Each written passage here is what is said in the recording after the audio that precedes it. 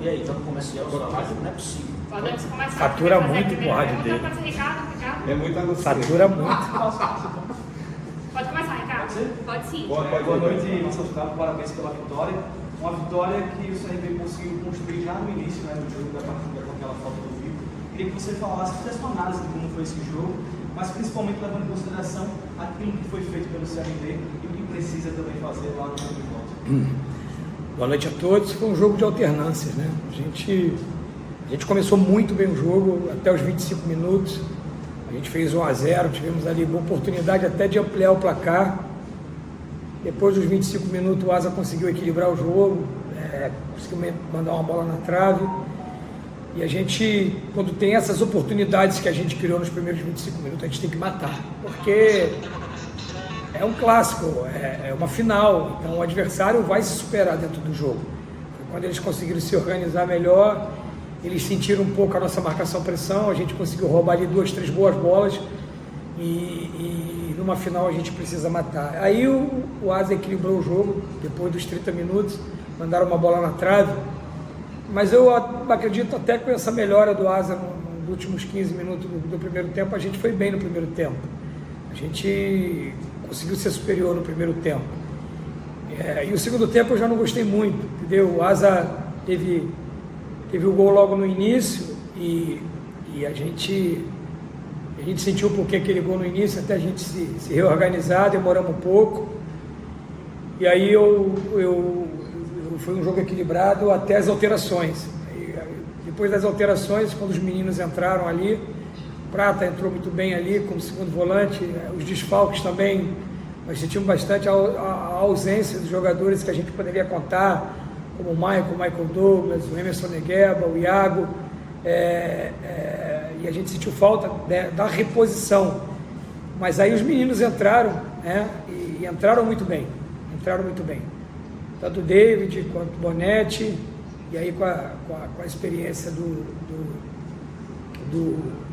Prata, do Longini, e aí a equipe se reorganizou depois dos 25 minutos ali, e aí a gente fez um bom final de segundo tempo, fizemos um gol que o Anselmo estava, no lance ajustado de impedimento, mas aí a gente foi a todo momento buscar o gol e acabamos sendo premiados com um gol no final que nos dá a vitória. Mas eu também entendo que a gente sentiu muito o jogo de quarta-feira fisicamente, o cansaço de quarta-feira. O Asa vem de uma semana de treinamento, de recuperação, e a gente jogou um jogo muito duro na última quarta-feira, e ali no segundo tempo, na metade do segundo tempo, a equipe sentiu o cansaço, o efeito de vir de 2 jogos muito pesados do CSA, e a gente teve 60 horas de quarta-feira para esse jogo, né? Então assim, eu acho que foi mais equilibrado o segundo tempo por parte do Asa. Eu acho que eu reputo, mas pela parte física, que a nossa intensidade caiu. Se a gente conseguisse jogar o jogo todo como jogamos os primeiros 30 minutos, talvez a gente teria mais sorte nesse jogo. Mas eu acho importantíssimo esse resultado, essa vitória. A gente tem que valorizar essa vitória diante do Asa. O Asa não chegou nessa final à toa, foi um time que valorizou muito o nosso resultado dentro de casa, né? É uma final que está em aberto, e agora principalmente descansar os jogadores para que a gente chegue o mais inteiro possível nesse segundo jogo da final na quarta-feira. Marcelo Cabo, foi um placar muito pequeno pela a pressão que colocou o CRB no início do jogo, deixou o Asa no sufoco. 1-0 foi muito pouco para o volume de jogo apresentado quando iniciou o jogo.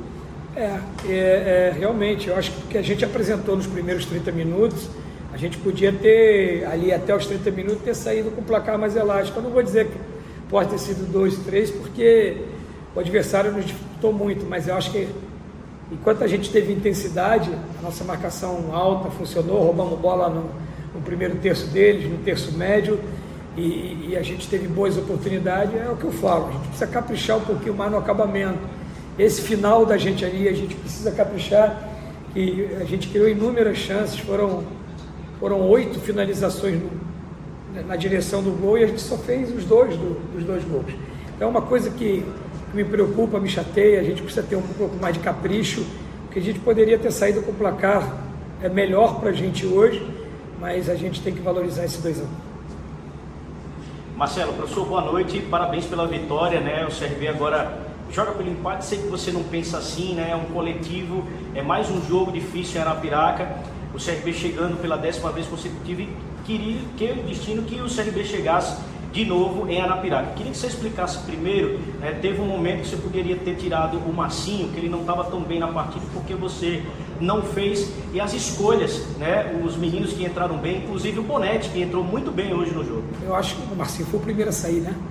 Então a gente tem que ter muito cuidado, porque a gente vem de 60 horas de um jogo para o outro, então a equipe fez um bom primeiro tempo. Então assim, eu tinha que ter a leitura que o final do jogo eu teria jogadores que talvez não aguentassem terminar o jogo.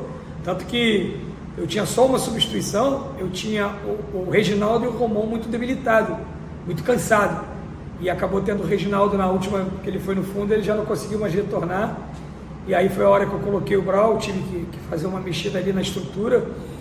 Então assim, eu segurei o máximo possível as substituições, porque eu sabia que na metade do segundo tempo em diante a gente ia sentir muito o jogo de quarta-feira, fisicamente, né? A gente ia cansar, e eu precisava colocar combustível novo, eu precisava colocar jogador de tanque cheio, e aí foi a hora que os meninos entraram, né? Por isso que a gente tem uma base bem trabalhada, por isso que a gente tem um trabalho muito bem feito, essa transição que depois que eu cheguei eu estou fazendo, em trazer o Bonetti, de trazer o David, de trazer o Gabriel, já jogou lá na arena, né? A gente tem o Negueba, que já foi alçado ano passado, isso é fruto do trabalho que vem fazendo o CRB. E o que eles têm apresentado nos treinamentos me dá a convicção de colocá-los na final. Isso é um trabalho muito legal que a gente vem fazendo dentro do CRB. E aí o Longini entrou bem, o Prata entrou bem, e a gente conseguiu ter um time ali no final que foi buscar o gol, e a gente acabou sendo premiado com a vitória. Talvez seja o time que buscou a vitória a todo momento e acabou sendo premiado com o gol.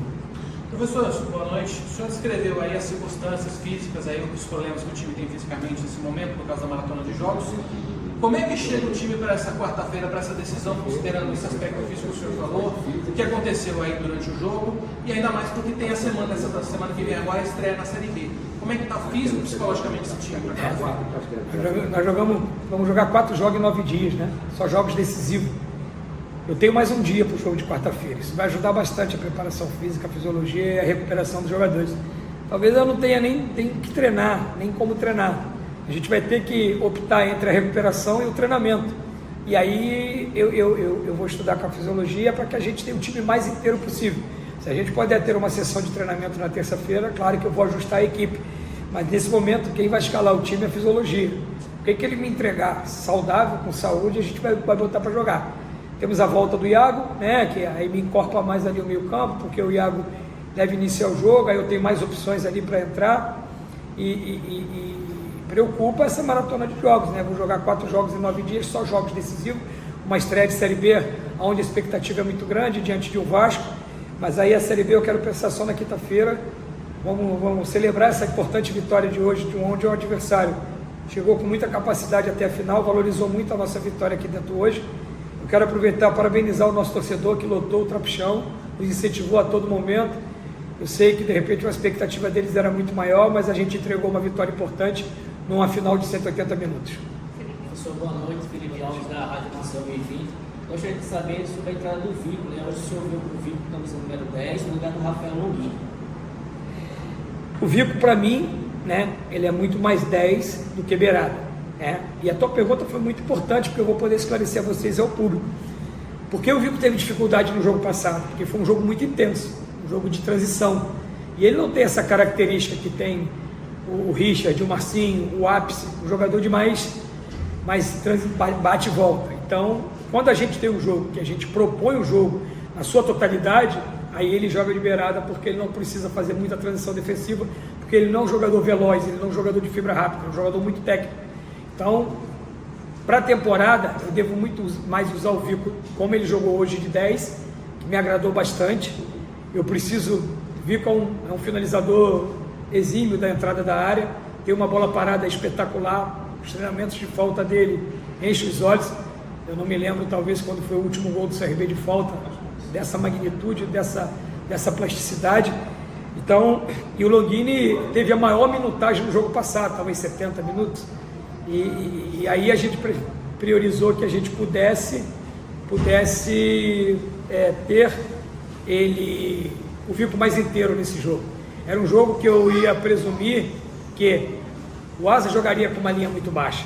Então eu precisava ter um jogador de bom arremate da entrada da área e o jogo talvez poderia nos beneficiar na bola parada. Foi isso que eu apostei mais no Vico no jogo de hoje. Marcelo, você falou em caprichar e você já tinha me explicado no jogo em Palmeiras dos Índios, aquela bola aérea do gol do Iago, e agora mais um capricho, né? Um gol levantado na área também para a cabeçada do Gilvan, e agora esse golaço do Vico. O futebol é decidido também dessa forma, não é só na grande área, é na pequena área.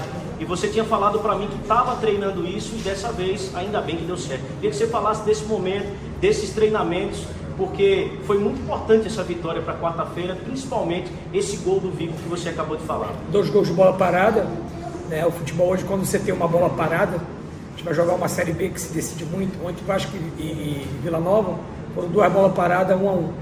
Então a gente treinou bastante, vocês acompanham lá o dia a dia, tanto o gol do Vico, que a gente treina exaustivamente até escurecer, vocês acompanham, e depois a falta que a gente treina bastante ali do Longini com o gol do Gilvan. Então é fruto de trabalho. A gente às vezes vai pegar um adversário com a linha muito baixa, como foi o Asa hoje, e às vezes a bola parada pode decidir pra gente. Então não foi coincidência, não foi sorte, foi fruto de muito trabalho. E qual é mais difícil, a marcação do adversário ou essa marcação cerrada aí? Cara, feliz aqui de receber a visita do meu neto aqui. Pela primeira vez hoje ele entrou com o time, então é um momento marcante aí para a família. O Bernardo aqui prestigiando a coletiva aqui do vovô. Obrigada, Obrigado. Carlos. Uma boa noite para todos. Tá aí, pessoal, a coletiva do